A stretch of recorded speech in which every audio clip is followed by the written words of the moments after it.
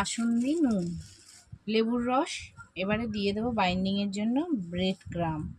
সবই কিন্তু আমাদের বাড়ির তৈরি, জানিস, কিছু কিন্তু কেনা নয়।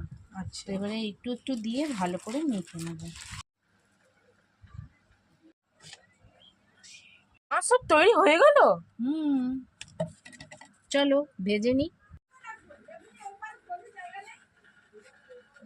কি করছো আবার?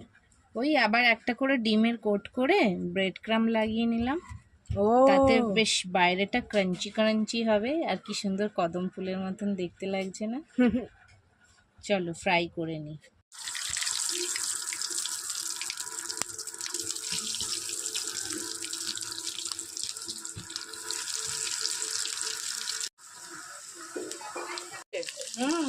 তৈরি। Chicken nuggets. না বাবু,